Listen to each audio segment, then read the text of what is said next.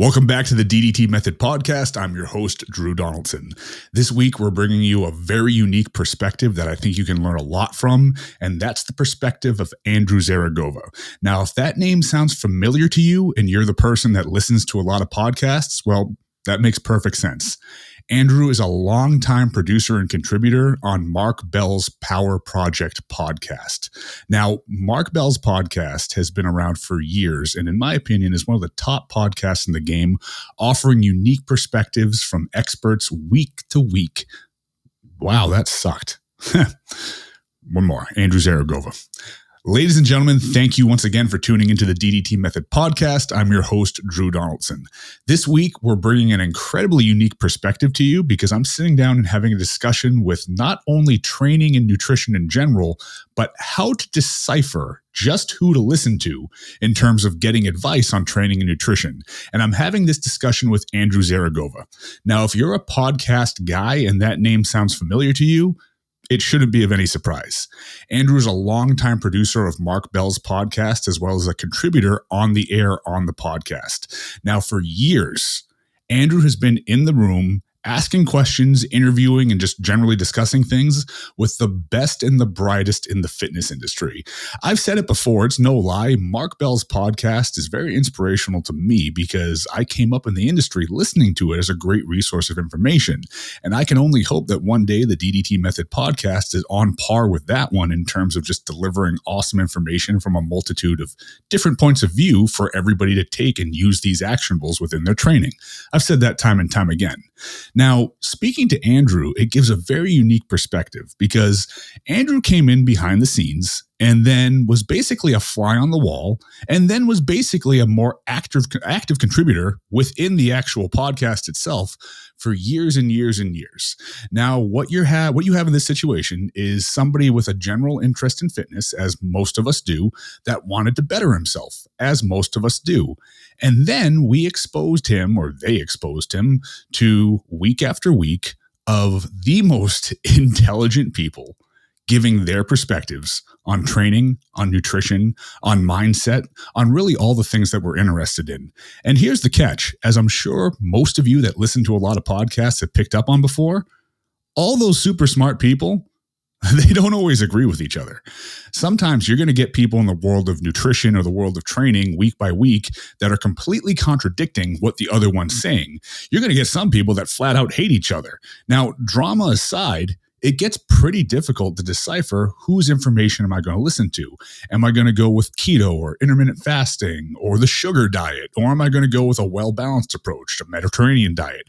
Am I doing high reps or low reps or powerlifting or hypertrophy or functional training? Am I doing functional patterns or am I doing specific bodybuilding isolation training?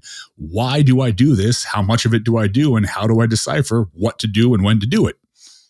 Andrew is somebody that's lived through this plethora of information just being thrown at him constantly. And he's developed a plan for himself that has taken his training and nutrition to what I would call optimized levels. He's almost, in my opinion, an accidental expert.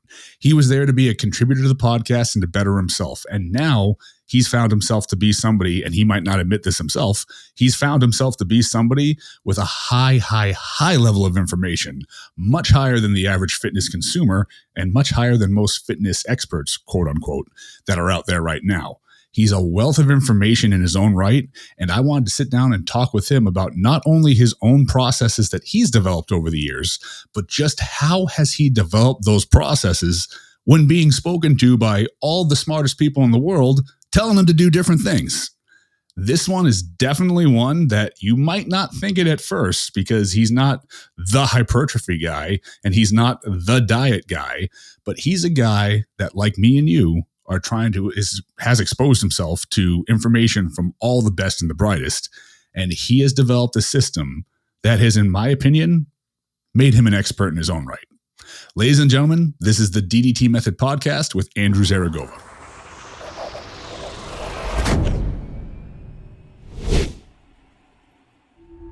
All right, guys, thank you for tuning in to this episode of the DDT Method podcast.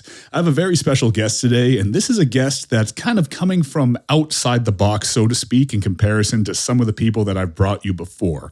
Now, a lot of the people that we've spoken to on the podcast are experts in individual fields. I've brought you some of the best in biomechanics, some of the best in nutrition, and even some of the best in like mitochondrial health and just general health of the human body.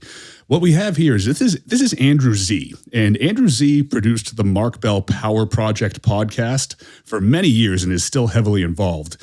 And Andrew walked into this, one of the most influential fitness podcasts on the planet, as somebody that was, I would say, maybe recreationally into fitness. Yeah, I was a fanboy for sure. That's it. Like, search up stuff on YouTube and then go hit the gym. That was definitely me, but still very, very skinny and weak.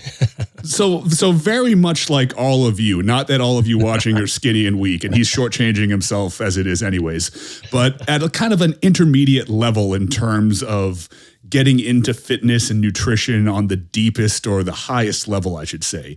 And he was thrust from basically, I'm kind of just doing my thing, working out, dieting and whatnot, to being surrounded by some of the most brilliant minds on a weekly, if not daily basis for years. So I thought that this was somebody that was very important to come kind of tell their story about how they managed to decipher all this information and cut through all of it. Because as all of you know at home, a lot of the information that we're getting, it contradicts each other. Everybody's saying their stuff is the best. That guy sucks. That guy's an idiot. I'm super smart.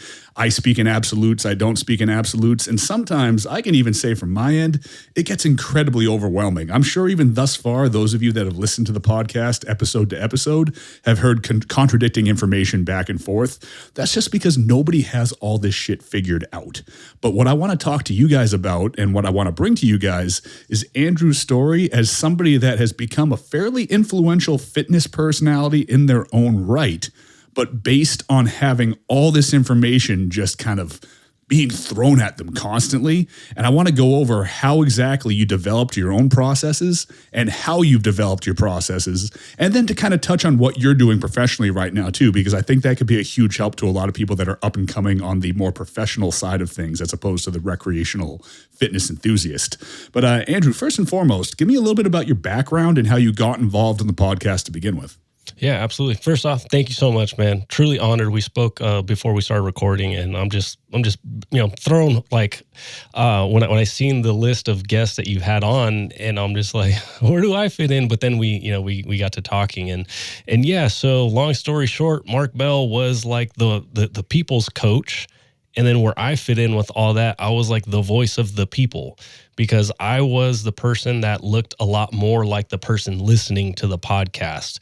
The questions that I had were more relevant to the person listening versus, the IFBB pro or the power lifter that just set a new world record, right? Like I would ask silly things like, how many calories you eating? And people cared. So like, that's where I kind of like, I guess made my niche or whatever you want to call it. But to answer the question, man, all of it started, and not to sound too like, I guess cheesy, all because of my girlfriend at the time, who's now my wife, wanted to go see Ashley Horner at Super Training Gym. At the time, they did a seminar, and at the time, I was just a photographer. I was like a wedding photographer, portrait photographer, just anything I get my hands on or anything I get my camera lens on, I would shoot. And I was just like, you know what? I'm going to ask Mark Bell, like the Mark Bell, like bigger, stronger, faster. Like, I can't believe, this is my one opportunity. I'm like, hey, dude, do power lifters need photos taken? And he quickly answered, no, like they don't. Like they're just big fat dudes, and, they just lift heavy weights. They don't care about how they look. That's changed a lot, since then. But he's like, no, but I need a photographer. Do you have a card? And So that's kind of my foot in the door, was just going to a seminar. Thankfully, had just gotten my card made like the week before. So it was pretty cool. I'm like, oh yeah, as a matter of fact, I do have a card. He hit me up, and I came and I started shooting like product shots and, training shots and all that stuff at Super Training. This was, Super Training's no more, unfortunately, but the location before the previous one. So it was around 2016. And I just wanted to make myself valuable. And so eventually he offered me a full-time position. I started shooting videos. So like some of my like best work was just following Mark around with the camera all day. And I mean, like I'd be like out of the house at like 4 a.m. and I'd get home at like 2 a.m. the next day, you know? So like there was a lot of filming, and those were the Hustle Mania vlog videos. Some like just so much fun, you know? So all to say, like there was probably for the last 9 years, there wasn't anybody that was hanging around Mark Bell more than me, because I was always filming him doing something, right? And then so trying to make myself more valuable, the podcast back then was the Powercast. So Mark Bell's Powercast, very powerlifting heavy, you know, like that sort of thing. It was going through some changes and it needed a new producer. And I'm like, Mark, dude, I'm your guy. I love podcasts. Let me do it. And he's just like, all right, cool. I didn't know anything about podcasting at all. Like I knew nothing. I knew how to work a camera, but I didn't know anything about like RSS feeds and like iTunes. And it was iTunes back then. Now it's Apple Podcasts. Spotify didn't even exist for podcasting. I didn't know any of it, but he said yes. Day one, we went live on YouTube and I figured it all out, you know, and then so like fast forward to now, and, you know, I'm still producing that show. But now I'm like also offering stuff for like other podcasters, whether it's like consulting, coaching, and that sort of thing. And then just real quick to touch on the fitness side of things. Yeah, I was just like an enthusiast, right? Like I would, you know, hit the 24-hour gym as often as I could. I'd get hurt all the time because I didn't know what I was doing. I would just follow a simple, well, not simple, I would say a copy and paste workout program that, you know, you could pay like, you know, $20 a month or whatever for online, where it was like deadlifts, RDLs, stiff-legged deadlifts, bent over rows, hammer rows, you know, and all these like back movements back to back to back to back. And I'd be like, oh man, why am I always hurt? Like this doesn't make sense. And nutrition was always way off, you know, like, so if somebody's listening and they've heard your previous guests about like, you know, like, and they think like, oh dude, am I ever going to be that like, you know, strict with my diet, or like, is it ever going to click for me? Like, dude, I had the worst diet. Like I was really, really bad. And so like, I would equate that to why I was always like that skinny fat, and I couldn't develop muscle because I was under eating protein, and I'd eat cereal all the time and I'd be sick all the time. Although I'm still working on the sickness part of it. You know, that's why my voice is still a little raspy right now, but, yeah, man, I was really lost. And then when I started just being around Mark and being around the killers at Super Training, you know, just like even the guys that would train there on a regular basis, you know, I went from an office space where I was the weird guy because I would have one of those like 6-pack bags.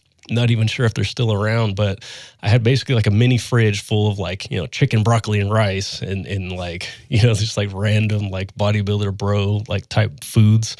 I was the weird guy for doing that. And then I went to Super Training, and all of a sudden, if I went to like In-N-Out for lunch, I was the weird guy, right? Because it's like, what do you mean you're not meal prepping? Like, how are you like not tracking or whatever, you know, like this doesn't make any sense. And so it caused me to be very disciplined in more than just the diet, right? More than just the training, but just overall life, because I went from clocking in and out, and then as soon as you clock out, like you leave work there, to essentially like a business owner where I was in charge of, you know, all the photos that came in and out of the Super Training gym, Slingshot, and that sort of thing. So it's like, hey, like we don't really work on the Monday through Friday schedule. If you're needed to go film a vlog or whatever, like your phone rings, you go. And if you don't, like, if you're not cool with that, well, we'll probably just find somebody that will, because somebody's going to want to jump to this opportunity. And I never took it for granted. I was always super grateful for every opportunity. You know, I didn't see work as work. I saw it as an opportunity. And so, yeah, dude, that's kind of like that mentality, and all that is kind of what brought me to where I am today. Like all those very nice things you said about me just now wouldn't have happened if, you know, I didn't like approach Mark that one day at a seminar, and it led to all this. It's funny because two things come to mind, and these weren't things that I had planned on talking about. But again, this is something that kind of is an organic part of your story that I think is very pertinent to anybody that might be listening. First one being, honestly, be ready to take the step, be ready to seize an opportunity, because I have a lot of similarities in my own story about just happening to be ready and then just having the balls to say, fuck it, I'll do it when the opportunity arises. And had I not done those things at the times that I did them, who knows where my life would be right now. These reverberating effects stem off of things that you decide to do that could affect your entire life. I might not be sitting in this house. I might not be engaged to my fiance. Those might not be my dogs flipping out in the background. You never know. But that is something that I think everybody can immediately take away, is to not hesitate about little opportunities that when they come up, when they arise, seize those opportunities. And the other thing that really just came up organically that I think is incredibly important to anybody listening is that you are the product of your surroundings. So you touched on going from kind of like your normal, not fitness guy surrounding and lifestyle where it's kind of punch in, punch out. You do your job, you do it well, but you don't necessarily own it, to being around everybody in this fitness mentality that's not only literally affecting you in the sense of don't go to In-N-Out, meal prep, count your macros, track your stuff, but become more organized, become more disciplined. And then you literally become the product of your surrounding. And then here you go, going from a place of working presumably for somebody else to basically taking ownership over this massive fitness juggernaut, to now even going further and beginning to build your own fitness juggernaut in the podcasting world. And that all comes, am I right, from surrounding yourself with people that have that discipline and that motivation. Yeah, absolutely. And then on top of that, being okay with having no freaking clue. And what I mean is, like, when I got to super training, again, you know, like I had watched tons of YouTube videos. I already had been training for a couple years. I had tried this, that, and the third. But when I got there, I never once was like, oh yeah, no, I can bench, bro. I know what I'm doing. Like, gosh, no, heck no. We call it, the white belt mentality. So like, I remember asking Smokey, like, hey dude, like, can you teach me how to squat? And at the time I felt like I already had been squatting for a couple years. And I was just like, dude, I need help with squatting. And I can't remember who it was, but somebody looked at him and they're like, dude, please just don't ruin him. Like, cause like out of everybody here, you're going to go to him for your squat, advice.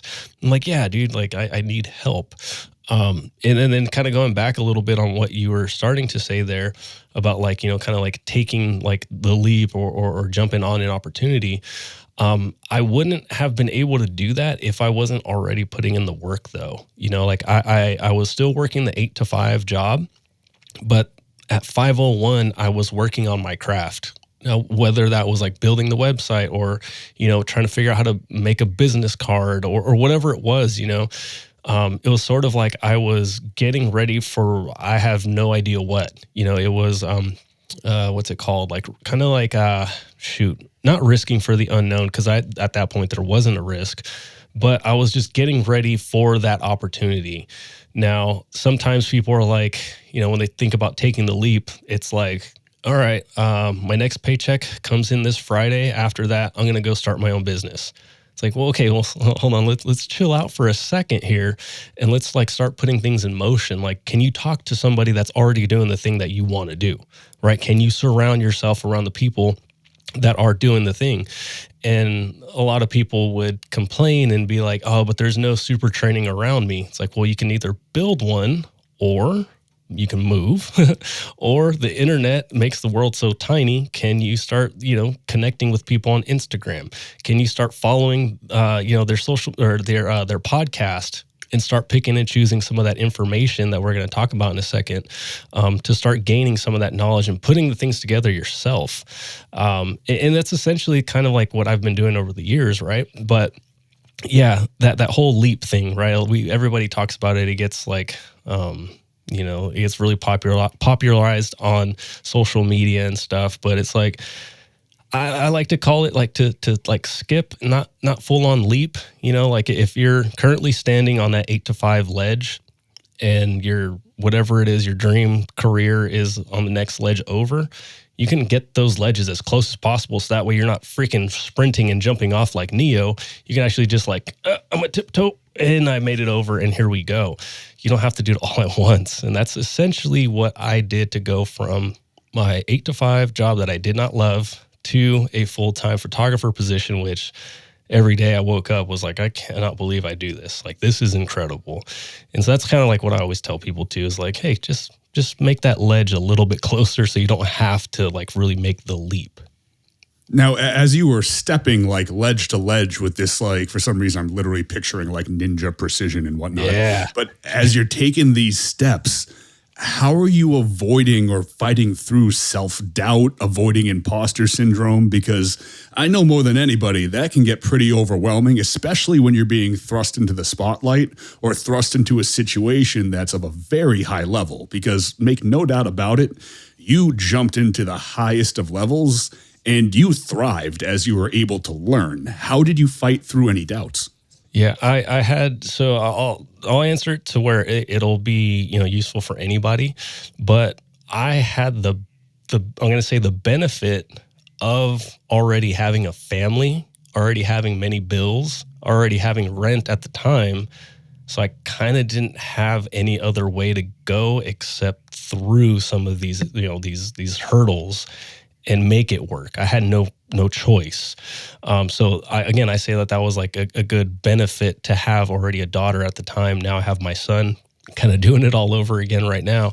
But for anybody else, and this is also what I would do is I like to call it just hitting base hits, right? Everybody wants to come in and like, dude, I'm going to hit a grand slam. I'm going to crush it. I'm going to just like show everybody how good I am or whatever it is.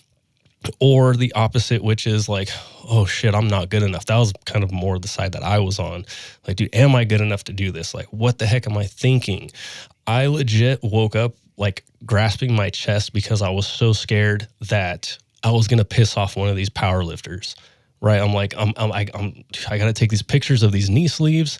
They want it to look real. So it's got to be a real 800-pound, squat. If I mess up and I'd be like, hey, can you do it again? Like they're literally going to kill me. Everybody's all trend up, like I'm thinking all these things, and it's like, okay, what can I do though? Okay, let's just get some base hits. Hey, so-and-so, can you just go warm up with the bar? And I'm just going to get the light right. Meanwhile, I would just be taking like a really hyper-focused image of the knee sleeve. So that way, hey, all right, cool. Mark or whoever it was that I was going to, submit the images to, like, look, we got this product shot. We're good. So I hit a base hit. All right, cool. All right. Yeah. Whatever. Let's go do something else. Let's do some walking lunges with some heavy weight, some dumbbells and that sort of thing. Cool. I got another base hit, so on and so on and so on. All right, dude, you're going to go hit that, whatever, 700-pound deadlift, 700-pound squat, whatever. All right, I got you. I already got the light set up. Let's go. Boom, nailed it. Now we really, really got a good shot. And then you just keep building on that. Mark would call it, putting points on the scoreboard. So like if that score is 0 and you're like in the 9th inning and you're like, dude, or maybe you're down by a couple runs, you're just adding more pressure onto everything, right? So that's what I would do, is I would just try to come in and not try to be the best thing since sliced bread or whatever. I would just come in and just do my thing. All right, cool. I'm going to start to develop my own momentum and start doing it that way. The imposter syndrome thing, yeah, dude, that's real. That's freaking, that's hard. I think everybody's going to always kind of face that. But it just comes with the reps, like, again, like you can point to the scoreboard, like, yeah, okay, I've done a couple podcasts in my life. I think I'll be pretty good today. Like, I think, yeah, whatever questions come my way, I should be able to give some pretty good answers. But that's for me, right? What is that for you? So like you're a coach, right? Like if you're going to talk about coaching or you're going to talk about a certain training philosophy, if you've never done it and then you're all of a sudden going to start talking about it on record day one, you might come off a little sketchy. But if you're already putting in the reps in for several years, now all of a sudden you hit record, you're like, oh wait, this is just what I do. It's fine. So, again, whatever that is for the person listening, that's the thing, right? It doesn't have to be something totally brand new, or it doesn't have to be something that you've never done before. Like, again, going back, at that point I had taken thousands of photos.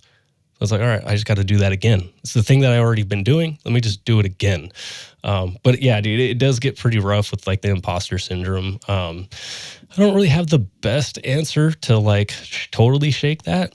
All I can say is just like, yeah, pointing to the scoreboard and, believing in yourself and just understanding like, oh, we've been here before and it's going to get hairy down the road, but then we'll get out of that and then we'll be smooth sailing all over again.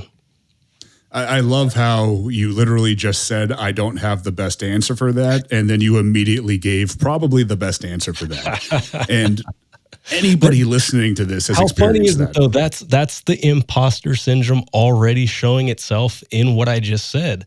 That's me saying what I believe to be true. And then also saying like, well, it might not be the best answer. So, take it with a grain of salt, right? Like, I hope whoever's listening, I hope you really picked up on that. I didn't even pick up on it until you just explained that.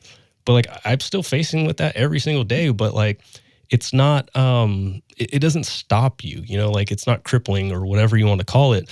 You just keep going, man. Like that's just with everything. You like with business, with fitness, with podcasting, whatever it is, you go in and then you kind of like, all right, I messed that up a little bit, but we survived. Let's just keep going. And then you learn and then you grow and you get better at it.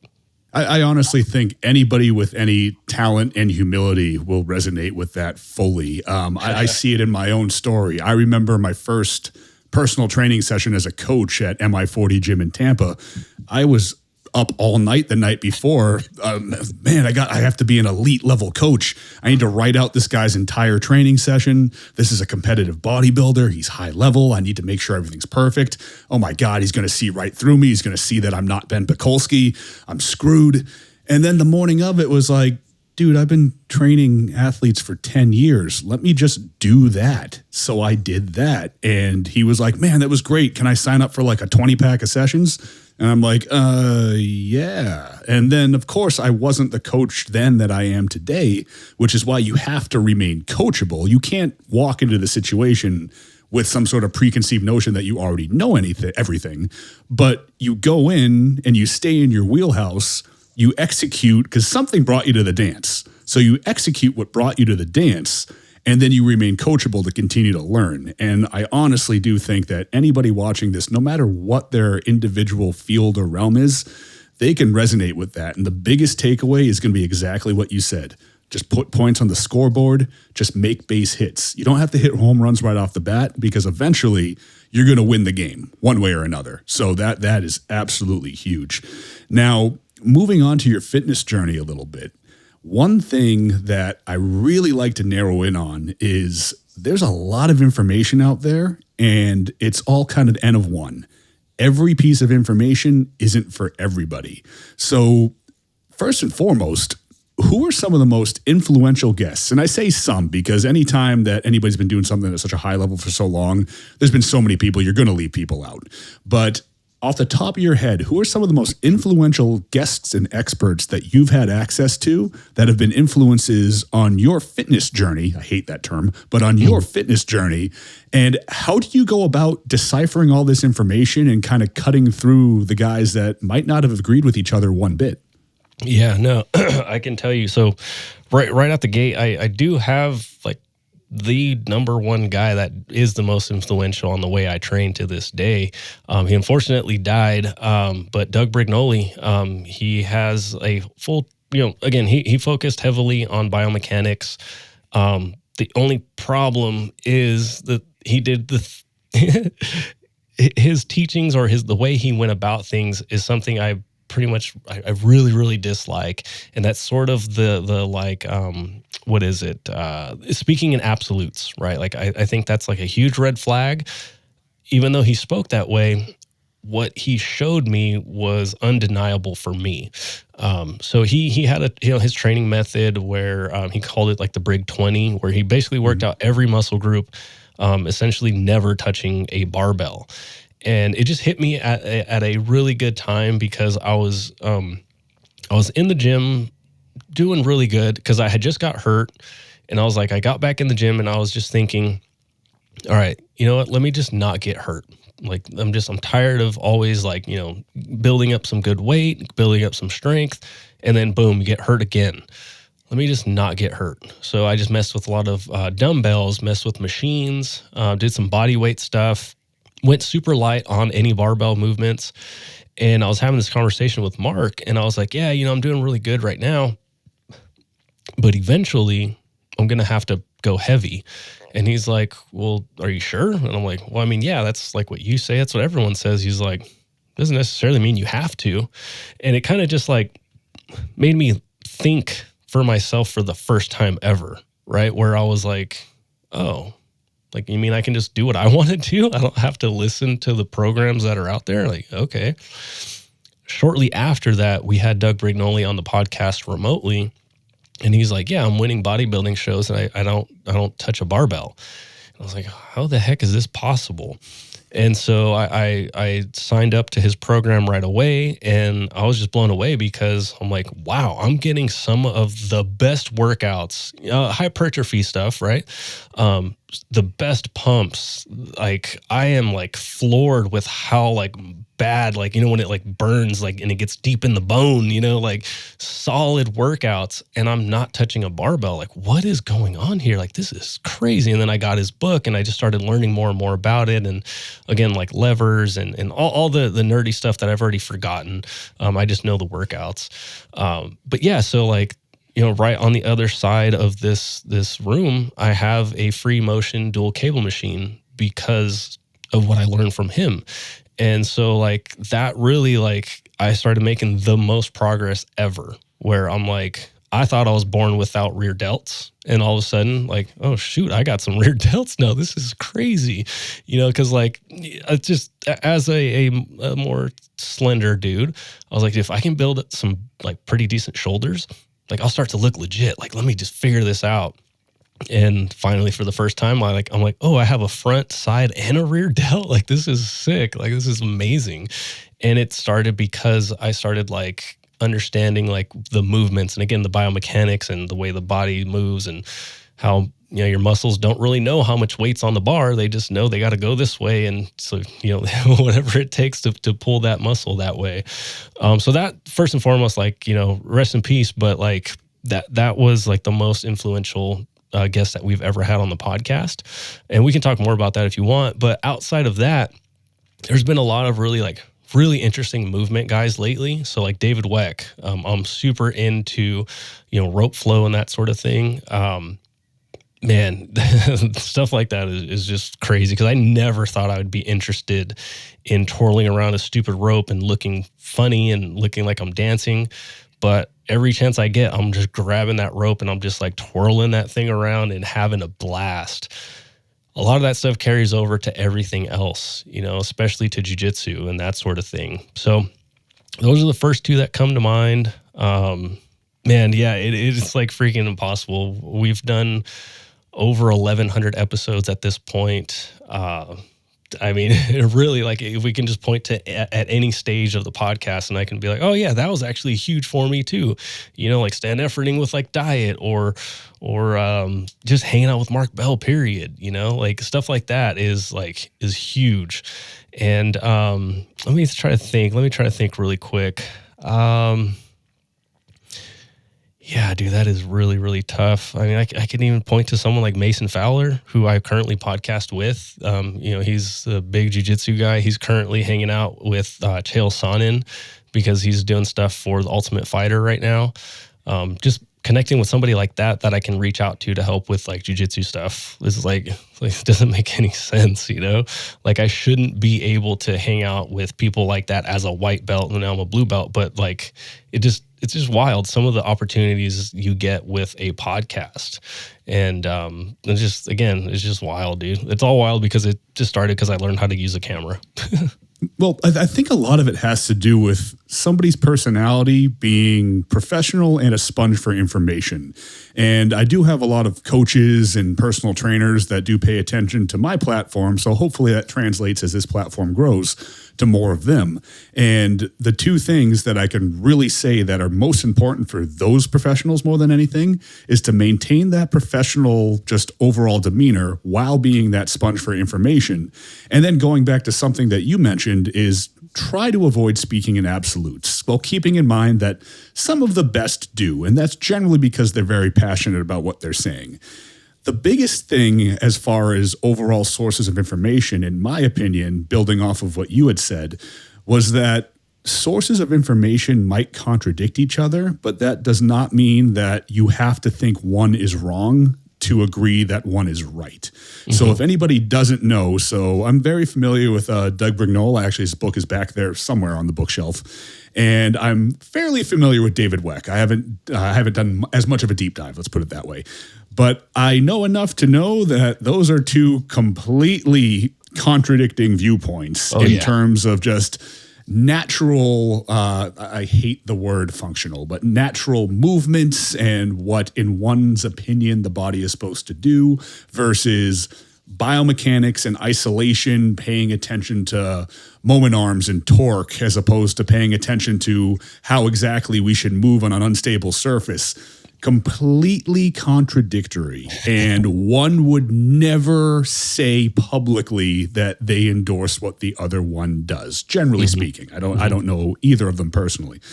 But that's not to say that you can't benefit from both. And then being a sponge for information, I have 4 weighted ropes in my garage gym right now, literally from watching you guys start doing rope flow on the podcast, and then me going, that seems kind of cool. I don't like mace work because that beats the crap out of my shoulders. Let me try this. Holy shit, this is awesome. Let me get better at this. And now I just bought a 80-pound mace because I'm like, I think I can handle this now. So that's something I never would have been able to do. And lo and behold, I'm a couple days shy of 40 years old and I'm moving pretty good. And hopefully this is the stuff that's going to keep me moving pretty good going forward. I've got kettlebells out there. I've got medicine balls. I've got all that stuff. My biggest influences as far as like mentors have been Ben Pekulski, Kasim Hansen, Joe Bennett, hypertrophy coach. These are all biomechanics guys, but you want to pull in information from everywhere. I'm doing a mentorship right now with Jake Benson, and that's blowing my mind because that's all just how the brain works and individual metabolism of different supplements and all these completely outside the box, crazy physiology manipulating, it's wild.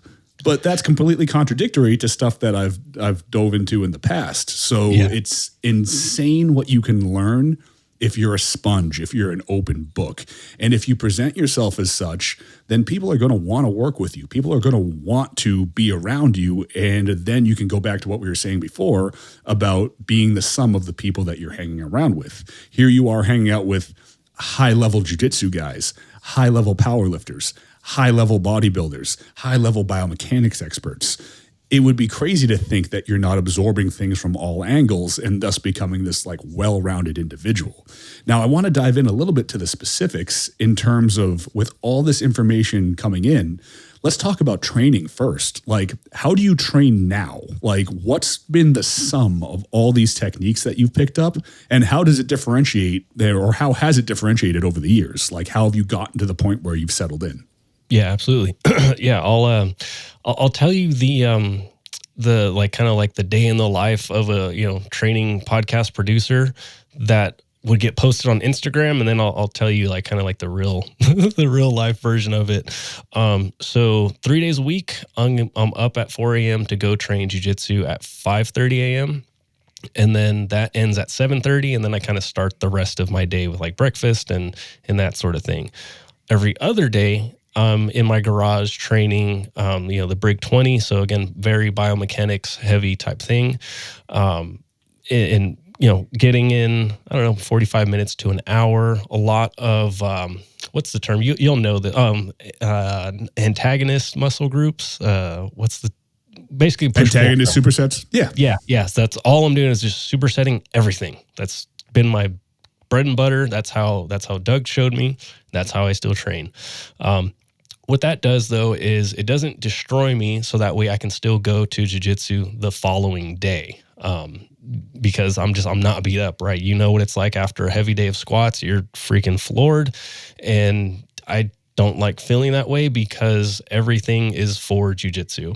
Now, outside of that, I'm mixing in as much movement as possible. So that's, 10-minute walks as often as I can throughout the day. I don't track anything anymore. I just try to do more right? Like, have I got enough steps in today? Like, let's just do a little bit more.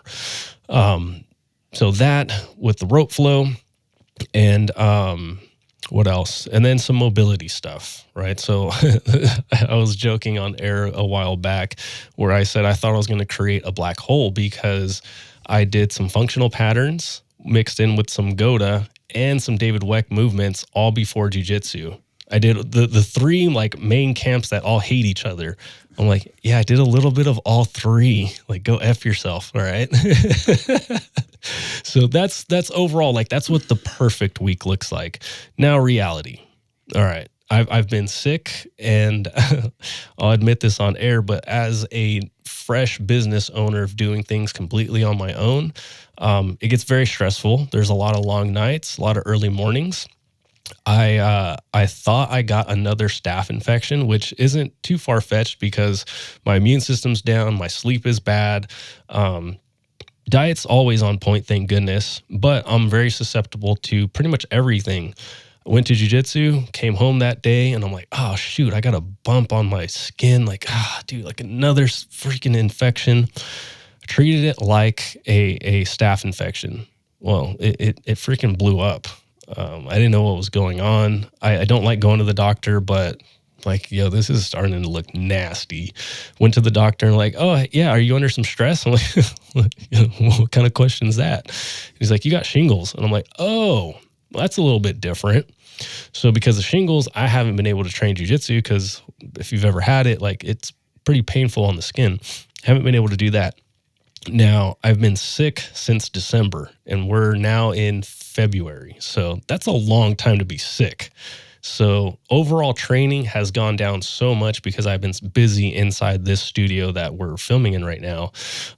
So the 45-minute to an hour superset session, some days is one superset. Other days it's, can I just go for a walk? Like, shoot, okay, let me just try something today. Can I just wake up early? Like, dang, okay.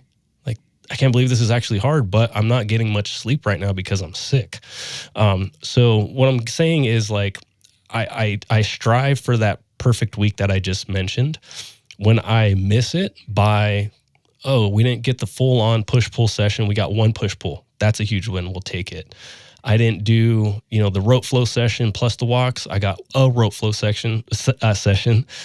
Cool. That's another huge win also. And again, the diet's always on point. I miss jiu-jitsu, but I could just, there's nothing I can do there. Starting next week, because I'm not coughing up a storm anymore, I'm going to go to jiu-jitsu, but I'm not going to be able to roll, but I'm going to go hang out and learn, right? So that's going to be another huge win. So I'm trying to pick up as many wins as I can. Now, to answer the question of how like my fitness has evolved, it went from, I'm going to do everything I can to look good. I'm going to train for aesthetics exclusively. I don't care what that takes. I don't care if that means I'm going to jump on SARMs. I don't care if I'm going to walk like a freaking, like a robot. I just want to have a six pack. I want to get those shoulders like I was just talking about. Whatever it takes, that's what I'm going to do. Unfortunately, with that mentality and that attitude, I did not get the physique that I was chasing that entire time. It just never happened. So fast forward to how I train now, everything is to improve jiu-jitsu. I don't care what I look like. Do I have energy on the mats? Yes, I do. Am I improving on the mats? Subjectively, but yes, I'm getting better. Okay, cool. Guess what happened? I got the abs. I got in shape. I got everything that I had wanted. All came when I just said, I'm going to train for performance, and that's it. What that did was again, like I said, my diet's always been okay because I'm not like much of a foodie. Of course, like I love like pizza and I love all the sweets too, just like everybody else, but it never had like a hold on me. Like I mentioned earlier, like I would eat cereal all the time, but it's pretty easy to just not buy cereal. Outside of that, like I could, some people have a hard time driving by McDonald's and not pulling in. Like that was never an issue for me, thank goodness. But, it's like, okay, it's Sunday night. I know I'm going to go train jiu-jitsu in the morning on Monday. We can't have like tacos right now. Because if I do, then my stomach's going to be a little bloated, and I don't want to be the guy that farts tomorrow morning. So we're not going to do that. Let's do some monster mash. You guys can eat whatever you want. I'm good. And so all these disciplines that started to kind of fall into place because I was training for performance and for performance only, it just made everything better. You know, again, like the Brignoli workouts got better because I'm like, all right, let's, you know, again, we're focused on performance. So I like to do this collar drag. On my Instagram, I basically show, like, I used it to, well, not to win the whole tournament, but to get third place, where I grab the guy's collar and I pull it down and I go for a single leg. Well, one of the movements I do is a one arm lat pull in all the time. And every time I do a lat pull in, I'm like, yep, this is one rep that I'm getting better at taking someone down every single time. And so stuff like that would be like very, very motivating. And so again, training for aesthetics, it was fun and it didn't have too much success. Training for performance is way more fulfilling. And it just so happened that I got all the results that I was chasing the entire time. That's crazy in that I really think it's one of the most true things anybody can say. I put a post on Instagram once about 2 years ago, and I said that every aspiring bodybuilder on any level should be able to do 3 minutes of battle ropes or 200 medicine ball slams. And it was probably the most successful thing I ever posted because I got fucking flamed into a wall for like a week straight about how that has nothing to do with hypertrophy, how that's bullshit, how that's going to affect my delt size and all sorts of random shit like that, which is nuts. Yeah. So I love that you said that. And I love that that's how your journey went, because I'm just going to throw this at you as kind of like a coach's question, even though I know you're not a coach by trade. Do you think that every person that's training seriously, regardless of whether or not their goal is performance, aesthetic, be able to play with their kids, whatever it should be, should their number one priority or number 1 and 2 priorities be performance and health before everything else in every case? It's really, really hard to, especially like how, if they're a younger athlete, like, hey, at some point you're going to want a little bit more than just to be jacked, right? At some point, whether it's somebody chasing you, your girlfriend, or your kid, you might have to go from standing to, oh shit, I got to sprint and save someone's life. Do you really want to be the guy that is on like the surveillance cam that goes to sprint, falls over because he popped both his hamstrings? It's like, dude, no, like I'd rather stay ready and be prepared for anything that comes my way and also be jacked at the same time, like as much as, you know, possible.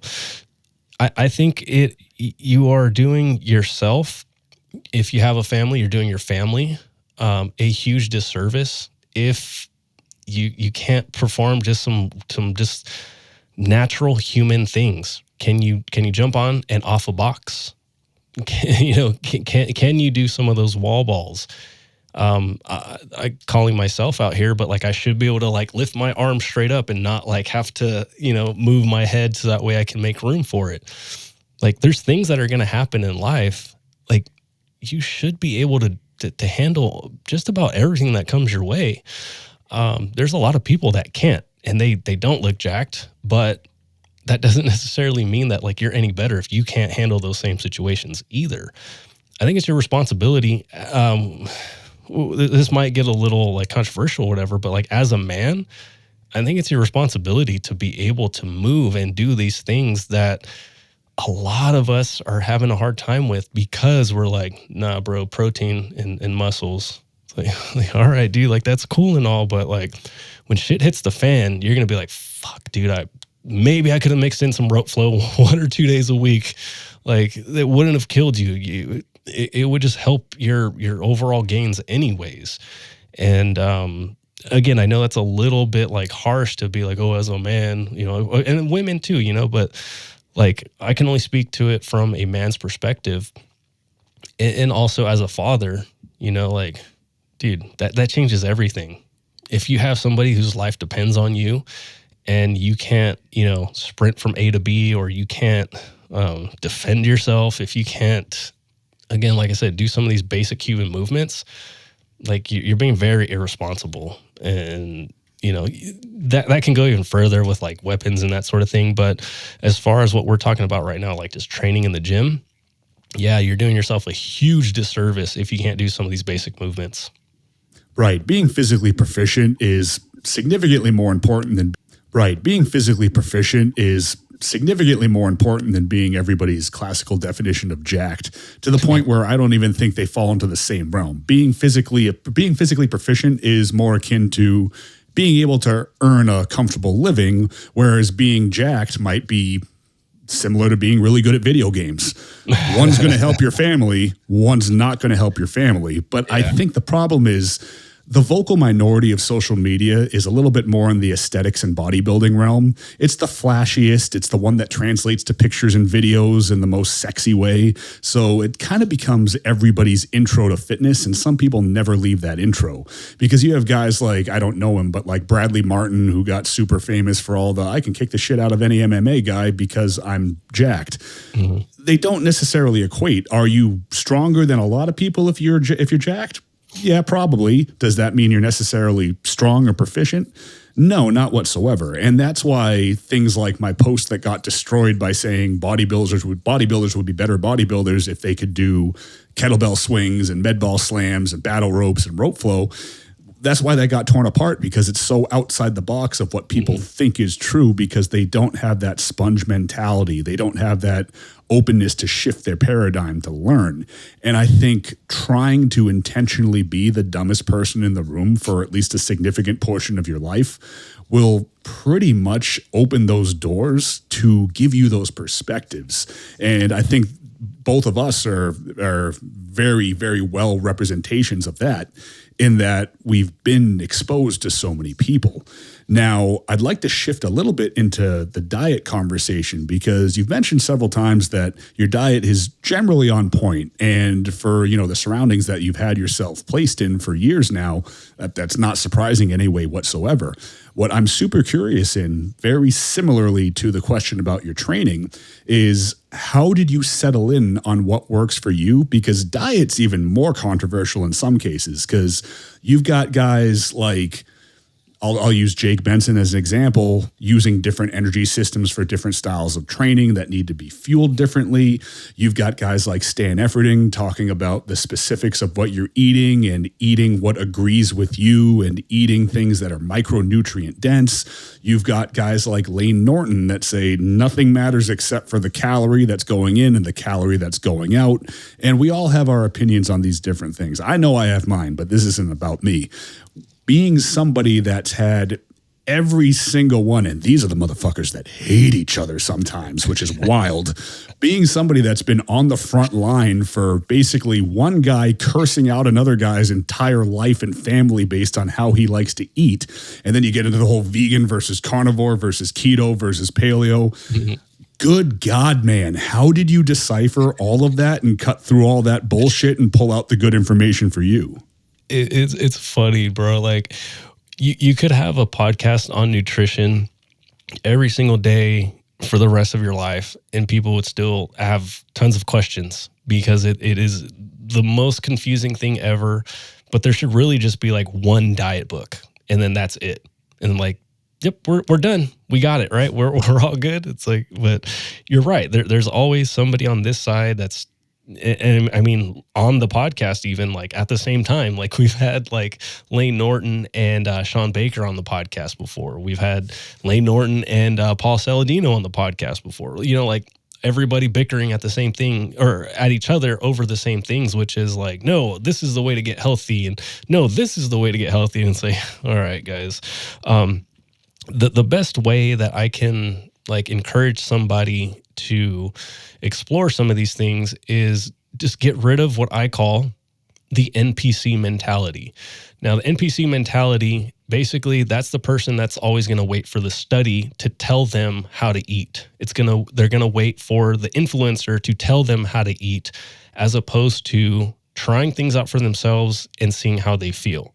So for me, I mean, again, very, I guess I'll say encourageable whenever somebody would come on like Sean Baker I'd be like, oh my gosh, like that helps with inflammation and back pain. I'm going to do that. And then I do it. And like, I'm like, okay, this is like, okay. But like, man, like, is rice really that bad? Like, I don't think rice is like going to kill me. Right. Like, fuck.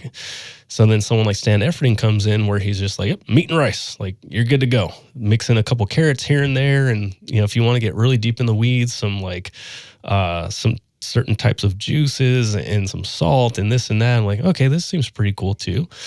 And then you discover someone like Lane Norton that's like, just keep your calories in check and you're good to go. Like, well, shoot, that sounds like tons of fun. Let me do that.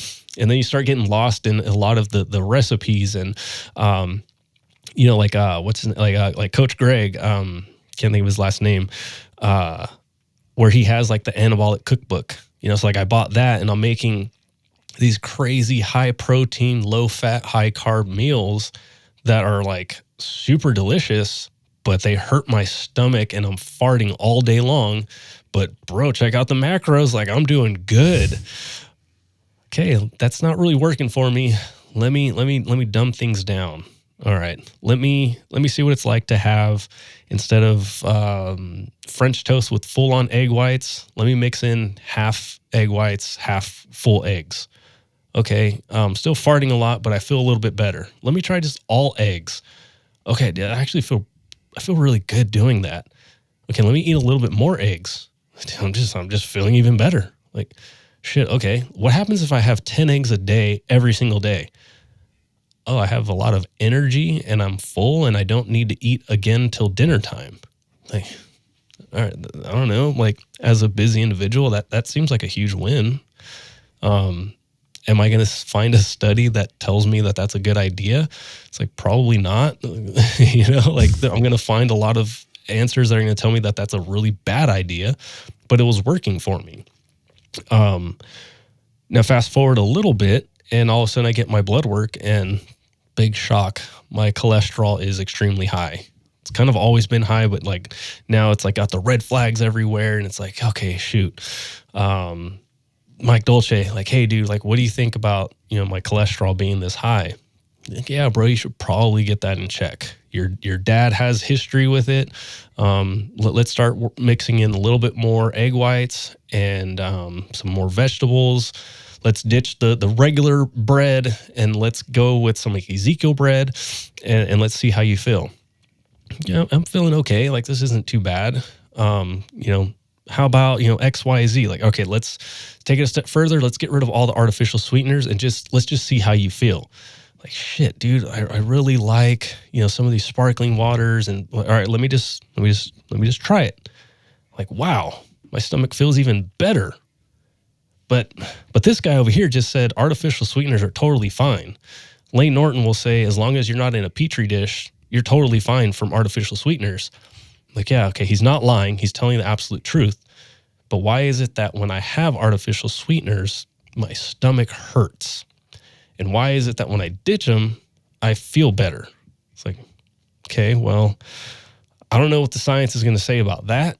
But whatever the case, I'm just going to stick with what's working for me. Now, I wouldn't have known that unless I just tried it. Right? If I had that NPC mentality where it's telling me that like, well, this study says that the artificial sweeteners are not going to impact me at all, so I'm just going to keep eating them. Or having that many eggs is really bad for your cholesterol, so you should probably ditch them altogether. Like, dude, you gotta try stuff for yourself and give it a true, honest, like attempt, I guess I'll say, a true chance, because dude, a lot of it, you know, it didn't happen overnight. This is over, you know, a handful of years. But again, it's like Simon Hill, so a vegan, walks in and he's telling me how bad saturated fat is and how bad my cholesterol is. And I'm like, yeah, dude, but Anthony Chaffee was just here, big time carnivore. And he's like, yeah, the whole reason why your cholesterol looks bad is because of this, you know, flawed study and the Ansel Keys kind of like pick and chose exactly what results to show for that cholesterol study. So you're actually totally fine. So I'm like, dude, okay, these guys came in back to back and they both have the exact opposite information. Who am I going to trust? All right. Stan Efferding comes in and I'm like, hey, dude, this is the information I'm getting from both of these guys. What should I do? And he's like, you cannot ignore anything that they're both saying, but at the same time, your cholesterol, you got to get it in check. Okay. That's now, Mike Dolce and Stan Efferding, two guys I obviously have the utmost respect for, are telling me I need to get this in check. All right, let's start cutting back on some of the eggs, mixing some egg whites, like I said, and let's keep doing that. And then we'll go get our blood work done and see if things got better. And it's funny enough, I just got my labs done today, so we'll see if things got better.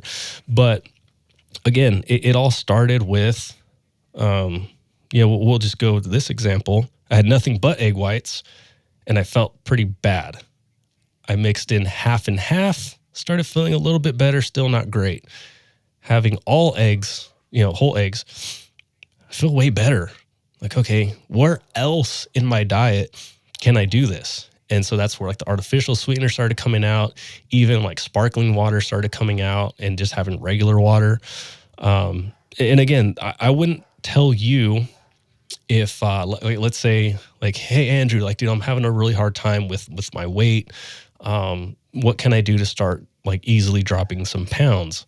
I would be like, all right, mix, like switch everything out that has calories and do it, and go no calories. So if you're having soda, have diet soda.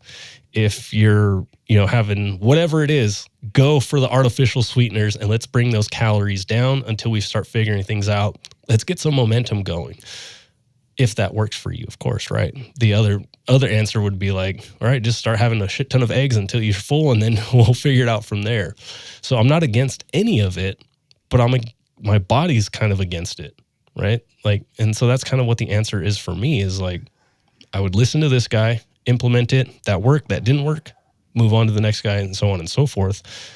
But I wouldn't have any of these answers unless I actually tried some of these things. And now when I hear some information, if I call BS, it's not because I'm like, oh, that's BS because the study says otherwise. I say BS because I tried it and it didn't work for me, but I'm not saying it's BS for you, right? If you have a certain, ailment or whatever, I might say, oh, you might want to watch out for X, Y, and Z because I have the same thing. And, like you might want to avoid that and that sort of thing. So yeah, all comes back to like, hey, did you actually try it? Or did you just listen to what somebody else said? Yeah, application, trial, and error for the individual is 1,000% going to be, that's the only absolute I'll speak in. Absolutely, those things applied make all the difference. In my personal case, it's very similar to yours. If I go ultra low fat, I feel like crap and my performance sucks. If my fats creep up, particularly for me, it's saturated fat above like 20 to 30 grams a day, which is kind of a lot. If I creep up above that, I watch my LDL slowly begin to creep up to 120, 130, 140. So different things like that. Then if I, am using any performance enhancers that are more anabolic in nature, anything beyond a certain point, my hematocrit creeps up. So I have to watch that. The best thing that I ever did was really, one of the best things I ever did in regards of like metric testing. And I'm just literally throwing this out as an example for anybody that might be in a similar boat. I asked my doctor to send me for a calcium score. Just scan my fucking chest and tell me if there's any plaque in there. And I was lucky enough to have a 0. But at the same token, I ping-ponged back and forth between so many diets. I was like, well, was the high fat, was that going to kill me long term? Or so at the end of the day, I don't know if it necessarily put me in a better spot. But it's, again, application, trial and error, and then paying attention to the metrics for the individual is the most important thing. By how you feel, by how you look, by how your blood work metrics are, and by how these other metrics, because the older you get, the more important it is for these scans and whatnot to come into play also. So all of these things. And then like you were saying, take these individuals and take their information, not with a grain of salt, take it very seriously, but then apply it from a standpoint where you're open to whether or not it'll work. You mentioned Mike Dolce. I have a podcast planned with him in about a month. I met him at the Silverback Summit in Arizona back in November, and I was sitting down talking to him at this little roundtable discussion that we had, and I'm sitting there and I'm having kind of a moment because I'm like, I'm asking some fucking smart questions here. This is fucking awesome. Everybody else is asking fucking dumb questions. I'm the fucking man right now. And then he's going on about the artificial sweeteners, and I realize I'm sipping on one of the free Gorilla Mode drinks that they had out there the entire time. And I'm like, oh, And I just kind of slide that out of the way. So it's nuts how much contradicting information's out there, but that doesn't necessarily make any of it right or wrong. In a lot of cases, if somebody's swearing by it, they've probably applied it a lot, and it's probably been very right for them and for who they've worked with. But being that open book and deciphering that information, like you said, is going to be the most important thing for the individual. It gets a little tricky as a coach because you got to try and do that part for somebody else. So to all the coaches out there, do your best to get good at that. And that takes a lot of time and a lot of effort, but we're all trying here. Now, before we wrap things up, I know now you're kind of moving into a new realm or taking on more responsibilities, being a business owner in and of yourself. And you're helping a lot of guys start to build out their own podcasts, their own platforms. Tell me a little bit about that. And like, how's that going? And is that something that's open to everybody, or is it just for like the Mark Bells of the world? Yeah, I mean, honestly, I had no idea who the heck it was initially for. I lose track of time, but a year or so ago, the Power Project lost its YouTube channel, and we got shut down.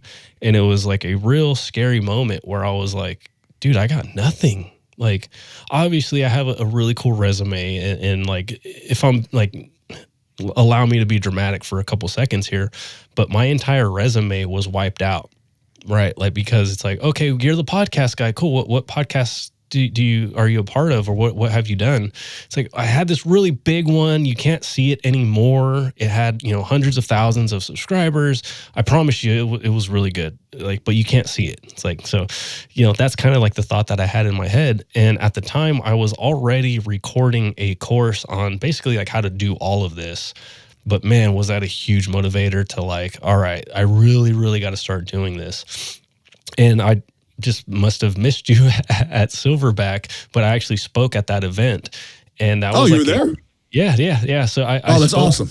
Yeah, I spoke at the VIP day, had this really cool presentation. I had the round table thing going too. So I was talking to a bunch of people, and that was like a really big springboard because I had no idea who was like truly interested in like working with me. And from there, I was like, oh, like there's actually a market here. So in my head, I was like, I'm going to make this course, and, I'm going to help out, like smaller podcasters and like help people launch their podcast and, have my little community here. And like, that'll be cool, like thing on the side. And what happened was like, I'd be talking to someone like you where I'm like, hey dude, like I got this course, like it'll help out your podcast. And, I think, whatever. And then you say, that's cool they have a course, but I'd rather just hire you to do it. And I was like, oh, shoot, like I did not expect that to happen. And so long story short, with like the Power Project, it's really hard to be in two places at once. And so what I've done is I've pivoted to basically still produce and manage that podcast remotely, essentially, while still being able to do things like this and be able to help other podcasters either level up their podcast or completely like start from zero. Some amazing opportunities keep popping up where I'm like building studios for people. Other podcasters, I'm doing like a lot of coaching calls, which is really freaking cool. So to answer the question, yeah, it's kind of open to everybody. I'm working with now 5 podcasts full-time, basically, where, they're podcasting, I'm taking the files and I'm, editing the audio, the video, some social media stuff and some like other YouTube stuff, but then managing the entire YouTube and Spotify with like titles, thumbnails, tags, all the SEO stuff, all the, I'm going to say nerdy stuff that, a CEO just doesn't need to be bothered with, right? Like it would be so silly for me to ask Mark Bell, like, hey, what do you think we should title this? Like, or like, hey, do you think this tag makes sense? You're like, no, like someone like him, like just should go in, record, say what they need to say, and then be gone. And then somebody else takes care of it. That's been my role for him and a couple of other people. But I do have my course where like, if anybody did want to start a podcast and they wanted like a step-by-step guide, like that exists. If you're stuck in that guide, like I can also help you along the way. And then if you currently have a podcast, yeah, absolutely. Like we can do consult type thing, or I can help production or whatever it may be. But it's been freaking amazing because my thing when I got to super training was like, I'm just trying to make an impact on this world.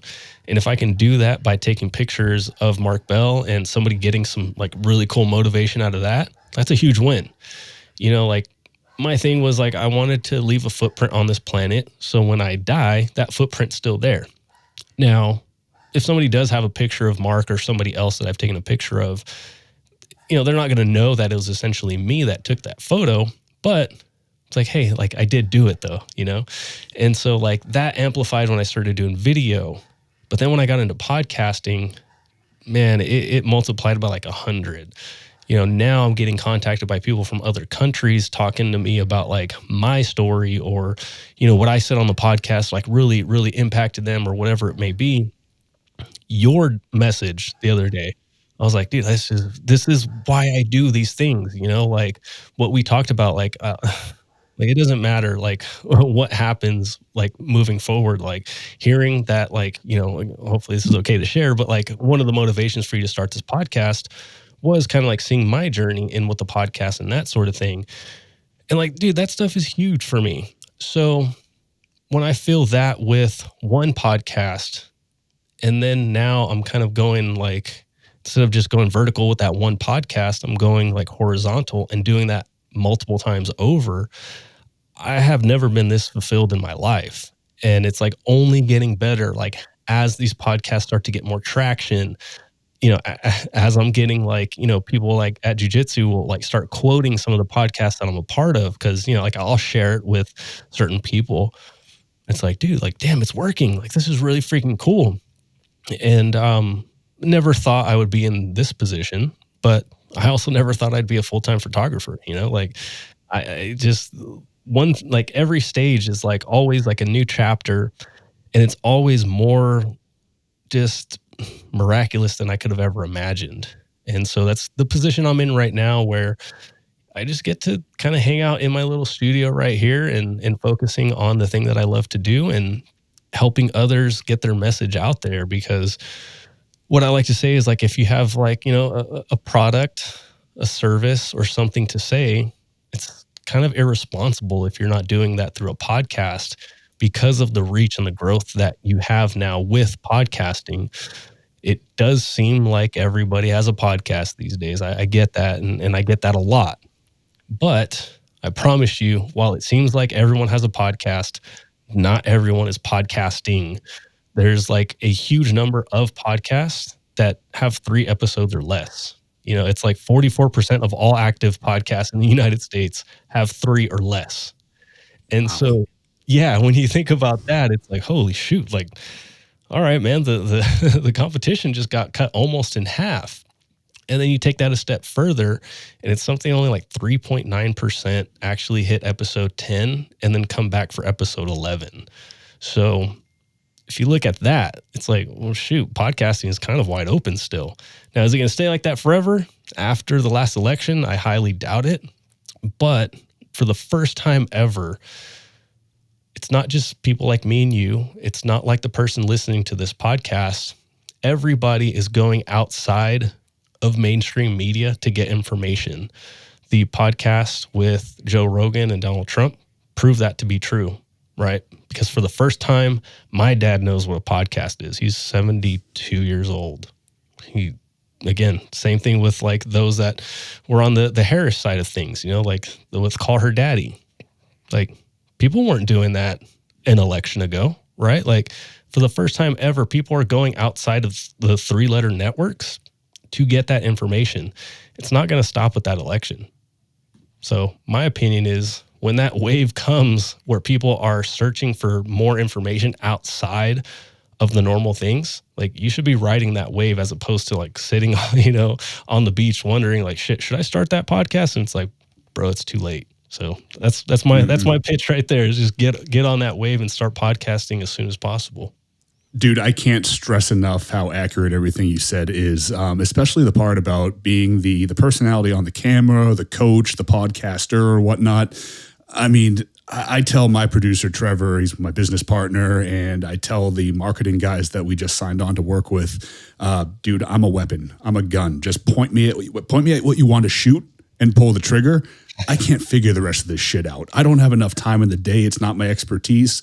And if I just fake it to make it and try and wing it with this, I'm going to make a ton of mistakes. So having an expert in your corner that knows how to do it and knows how to put it together, dear God, man, that's going to war ready. So where can people get a hold of you to talk to you about your services? And let me tell you right now, if I had I'm kicking myself in the butt for not springing for the VIP pass to the Silverback Summit, because had I done that and went a day early, this would be a whole other conversation right now, because I already would have picked your brain to the point where you probably wouldn't even want to talk to me anymore. But yeah, let me just throw that out there. But where can people get a hold of you? But yeah, like anything podcast related, that's over at pursuepodcasting.com. I try to put more stuff out on my Instagram, but it's just like, I'm good at doing podcast stuff. I'm really bad at marketing myself. But my Instagram is at I am Andrew Z. And so like, you can kind of like get a little sneak peek at some of the stuff that I kind of teach and talk about. But yeah, everything is over at pursuepodcasting.com. And yeah, dude, I'm kind of an open book. Like, yeah, it is a business, but like, I love helping people more than anything.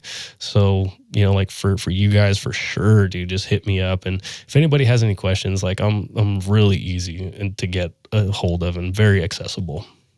Awesome. Well, Andrew, thank you so much for being on, man. I'd love to follow up with you in a couple months and kind of see where your journey's at then, not only from the fitness side of things, but to see how business is going and just see how many more people we could potentially help on their own journey, both in fitness and in business. But again, thank you so much, brother. I know how valuable your time is, and I'll talk to you again soon. Appreciate it, man. Thank you so much. And thank you everybody for checking out today's episode.